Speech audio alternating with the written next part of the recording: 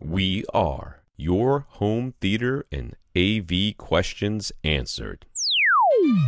This is AVRant. Want your home theater or AV question answered by Tom and Rob? Send it to question@avrant.com.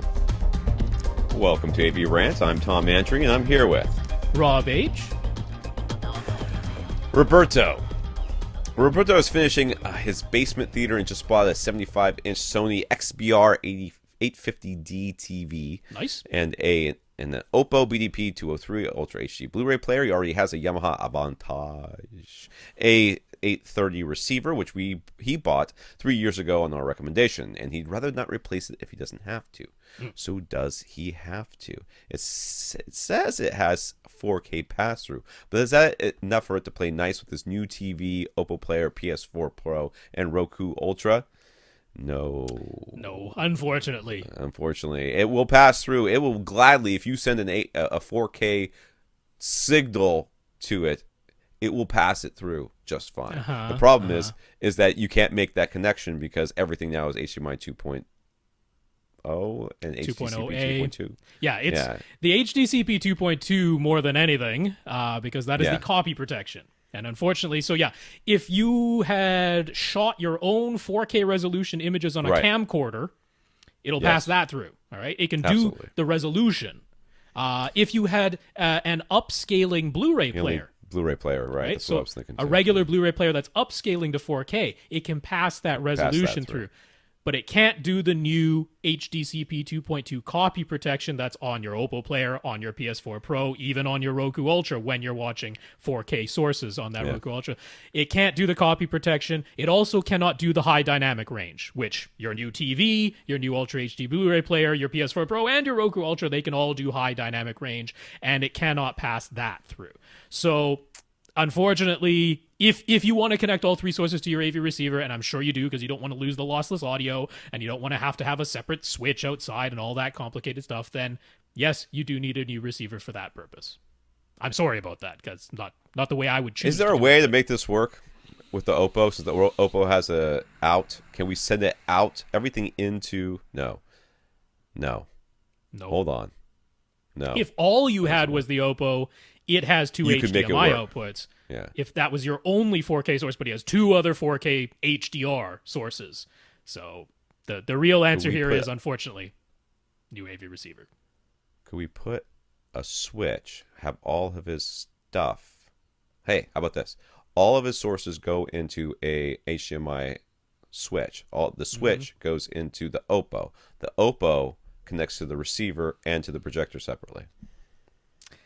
I don't know if that works. I don't know if it's able to separate the audio from an HDMI input going into the Oppo. I don't think it does. I thought there was certain also doesn't. I thought there were some other restrictions that went on there too. I don't think that input passes HDR either. I think it's like the Xbox One S's HDMI input that does not pass HDR.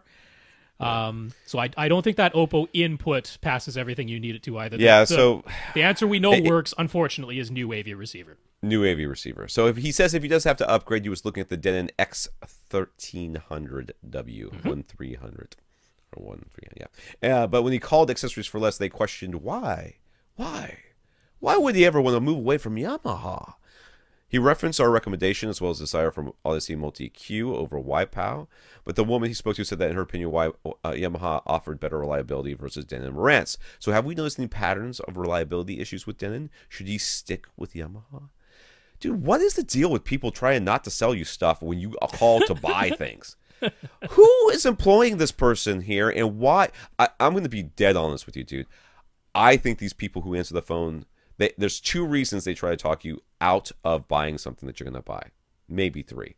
One reason, they're bored and they just feel like messing with you. I think that really happens. Two, they have some sort of directive from the company to sell more blank, so they push you in that direction. Three, they honestly believe what they're saying. Okay? I think three is... Well, in the case of Accessories for Less, I'm certainly not going to badmouth them. I'm not badmouthing them. I'm talking about this particular person. So this particular person who's selling stuff, you're calling and saying, I want to buy this thing, and they're saying, why would you want to move away from Yamaha? What do you care? What do you care what I want to do? Just sell me a dang receiver. I don't need your lip.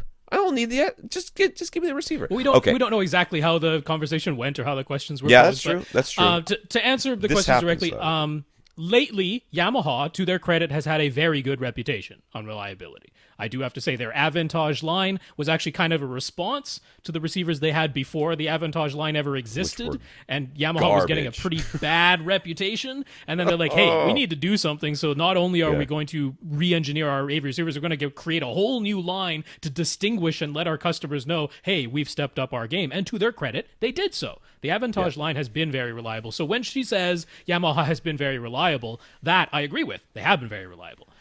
Denon and Marantz have become the new market leaders. Onkyo was the market leader for a while.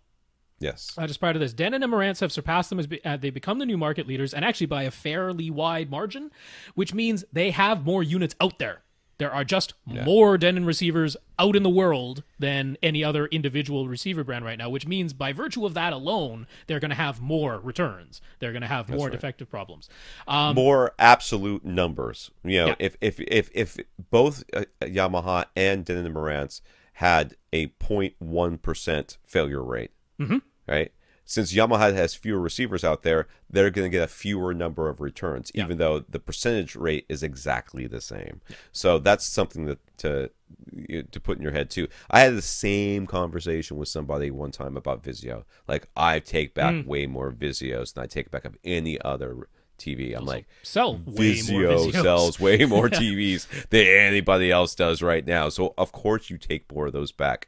I mean, it just makes sense. So yeah.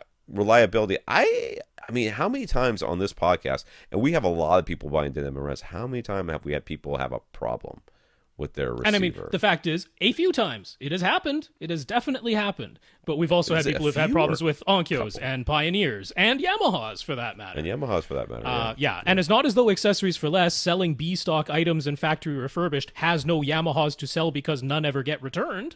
It's like, that's how they get their B-stock and factory refurbished Yamahas, is those were returns. So, I'm not exactly sure why they would try to steer you one way or the other, but the fact is, has Den got zero problems? Absolutely not. They have issues here and there, but everyone who's contacted Denon has so far on this podcast told us that they have responded, that their customer service has responded, at least attempted a repair, even if it wasn't successful, at least attempted to do so, which means they are servicing their products. And we've had lots of people buy Denon and Marantz AV receivers, and by and large, not that many returns. So I am still very comfortable recommending Denon and Marantz.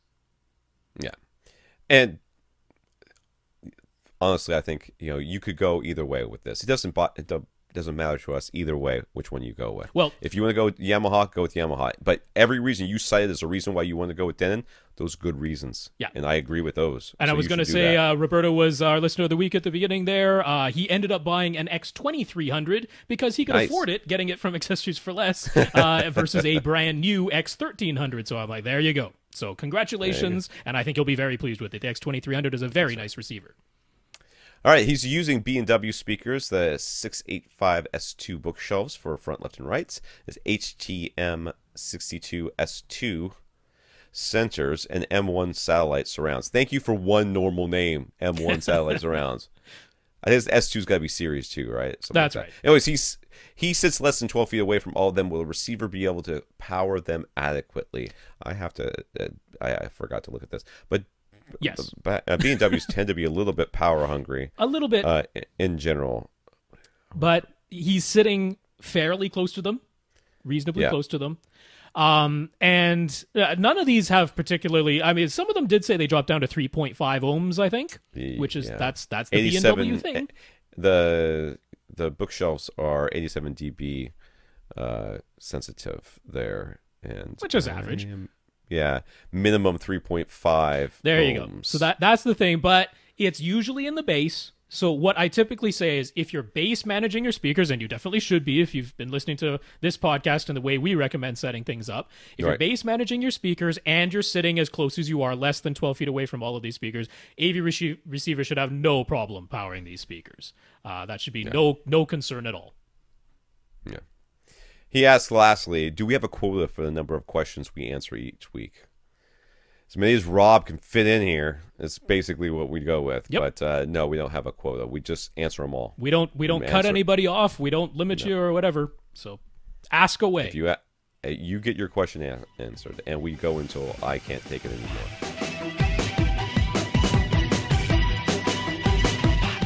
Want your question answered? Send it to question@avrant.com.